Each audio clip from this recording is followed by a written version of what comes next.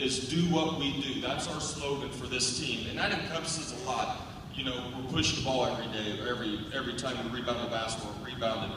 But I wrote down 10 things maybe that you guys can understand when we say do what we do, what that actually means. One is sacrifice. Individual glory, playing time doesn't matter. We always sacrifice for the team. And I will say the group of boys who were not part of that 6-man rotation was just as important as the guys down here. And I can tell you,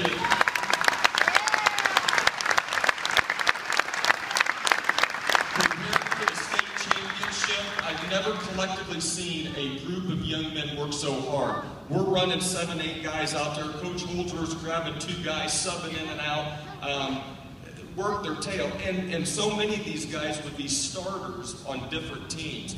And to go through your high school career, it's hard. It's hard as a parent seeing your child not play, knowing if he played for another program, he'd be playing a lot more. That is tough. That is difficult. These guys came in and worked their tail ends off every single day and in the off season. That's total being willing to sacrifice. Number 2 is unselfish. You saw these guys always make the extra pass. So many times they had a shot, but they made that one extra pass for a layup. And that's one thing they took a lot of pride in, as being the most unselfish team. And I haven't looked this up, but we had to lead the state in assists as a team. And I know we almost broke the record in the state game for total team assists. Number 3 is accountability. Holding themselves accountable, holding their teammates accountable, and especially in the off-season, holding each other accountable. Rarely did these guys ever miss a workout. And they got to see the results of that. Holding each other accountable. 4, be a good teammate. Those guys heard me say that all the time leading into the state game, is be there for your teammate. But having their back in all situations, being a good teammate. Number 5, being coachable. These guys are probably the most coachable group I've ever had. We never have problems from them. They do what you ask. A total joy to coach. 6, attention to detail. I've never been around a group of kids where a lot of times teams, you got to go through film for hours with them.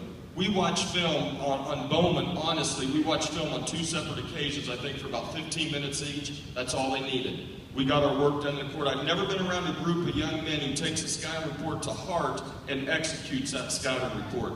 Attention to detail. Number 7, be a program and community leader. These guys have showed our younger kids the way to do it. They're always available, whether it be bitty buck basketball, refereeing, whatever that may be, to sign an autograph. They're always there, and they're always there for the community. Number 8, take care of the classroom. Bill brought up overall GPA of 3.6. I never had to worry about any of these guys being trouble in school, being trouble in the classroom. Number 9, play every possession. We have a little thing here. Every time the ball switches hands, there's going to be a winner and loser. If I make a cut, either you're knocking my cut down or I'm winning that possession. When the ball goes up, there's going to be a winner and a loser for rebounding. And these guys took that to heart of playing every possession. And number 10, play to your strengths and work on your weaknesses. These guys play to their strengths. Never did you see a kid that can't dribble trying to dribble out here against Batesville in the sectional final game. They're going to play to their strengths. And I think we all got to witness, especially in the semi-state, that they never quit. And that's probably one of their biggest attributes of never quit.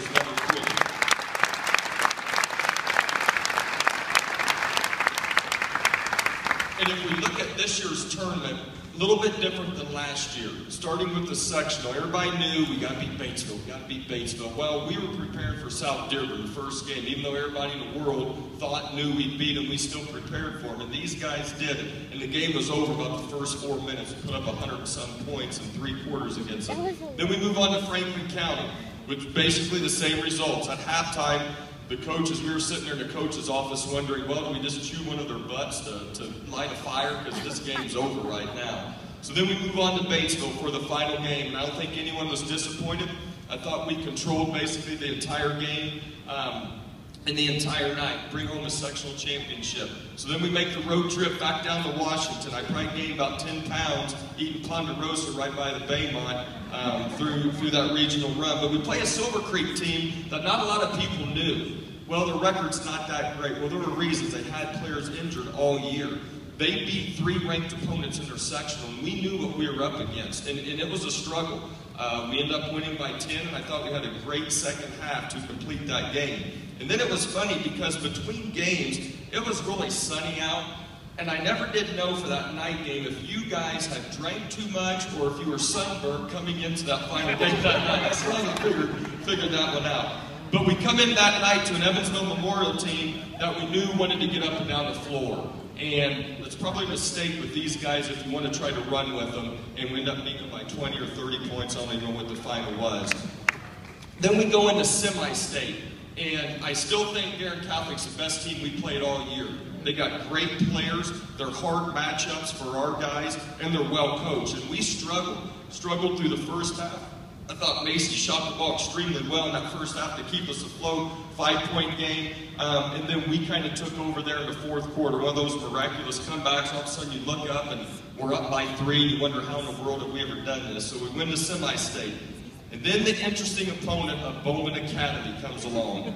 And if you look at all the internet and everything, that we can't beat Bowman. They beat the 2 4A schools that's in the final. There's way too many athletes for this Greensburg team. Well, I think these guys were totally sick and tired of it. And like I said, I've never seen a team prepare for them. They were sharp in practice. They knew exactly where they were going to go with the basketball. And I do have one story. That whole week is a busy week because the coaches, athletic directors, principals, we go up on Monday and spend the day up there with tickets and everything. Then we go up and practice on Thursday. And then they have a luncheon for all 8 teams up there. And it's a big deal. It's a shirt and tie event. Really nice. Well, we're getting ready to eat, and all 7 teams are there except Bowman. And it was really embarrassing, actually. But here they come rolling in late. And it's funny because, and I do the same thing, when they come in, you start sizing up their players. Well, he's not that big. He looked bigger on film. So you're sizing all these guys up. Well, they get up, the luncheon's over, they get up to leave before our guys do. And they had sweatsuits on, mind you. Shirt and tie, they had sweatsuits on. They throw their hoods up. And there's a few comments. I'm not going to repeat it because it's not appropriate here to repeat it. But I know a couple of our guys heard a couple of their comments. I've never seen Brian McIntosh so mad in my life. And I think he put out on Twitter that, are the hoods supposed to scare us? But I've never seen the kid as mad as that in my life. And in the back, you stick out your back of your mind thinking, well, we're probably going to be okay on Saturday. Then when Saturday's game Then when Saturday's game approaches, we start the game out, and just like we had practiced for a full week, these guys executed. They weren't scared of anybody. They knew exactly what they had to do. And again, if it wasn't for coaching, we probably would have walked out with a 25-point victory. But I've never seen a group of young men on a big stage like that execute against a very good basketball team. They had heard enough. They were going to be back-to-back state champions.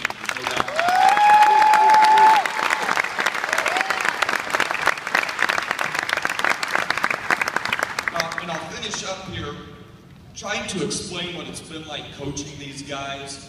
And I've thrown a collection of words together that I think may help explain what it's meant to me to coach these guys. One is thankful. Thankful for the opportunity to even be the coach here. And to be here as these guys have come through to play basketball. Thankful that we've got great kids, that their parents have raised them the right way. And that has nothing to do with me, it has everything to do with parenting. And thankful that we've got a community that cares. And you would not believe, guys, I get chills still watching. When we pull down Lincoln Street, Winton State both years, the welcome we received, wow, outstanding. The second word that come to mind was being proud. I'm proud to have lived here, to have played here, to have gone to school here, and I'm proud to be back here coaching these guys.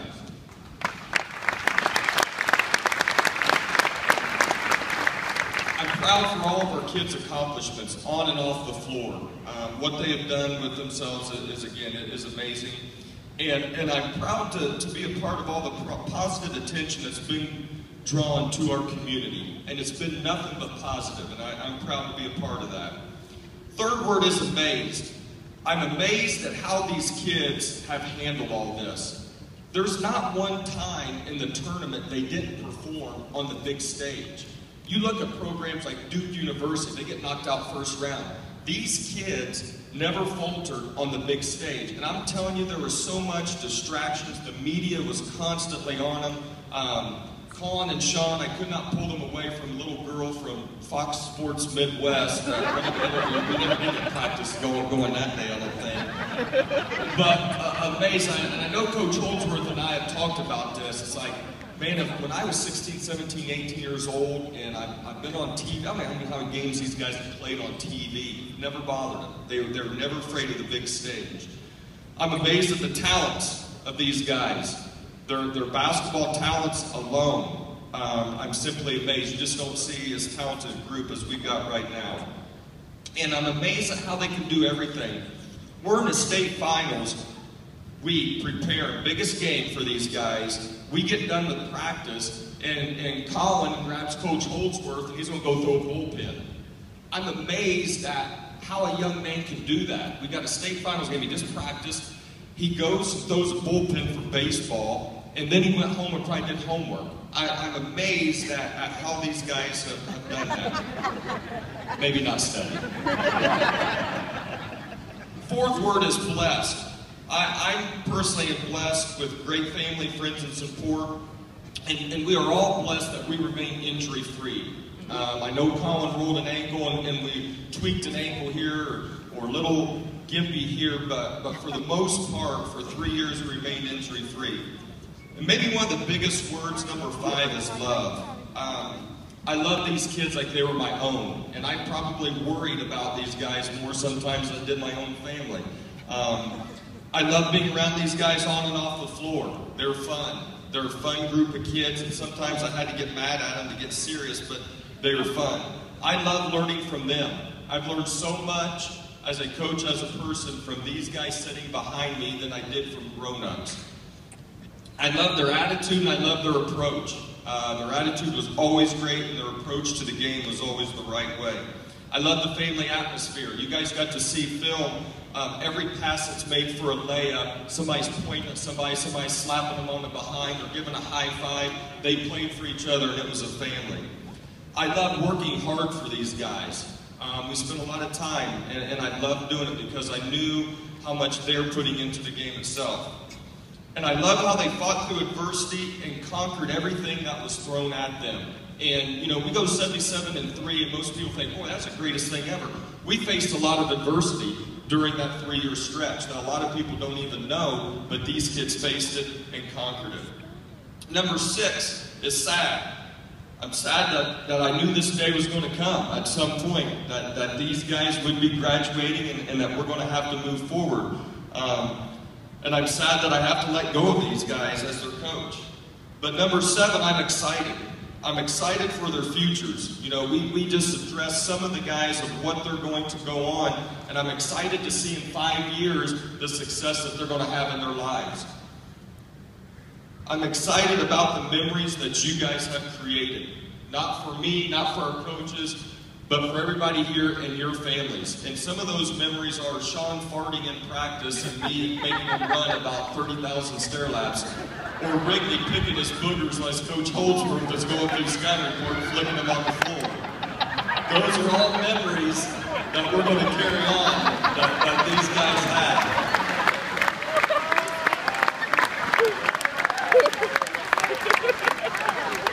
And I'll leave you guys with this. Guys, you've accomplished everything you possibly can as a high school basketball team, and that's a job well done.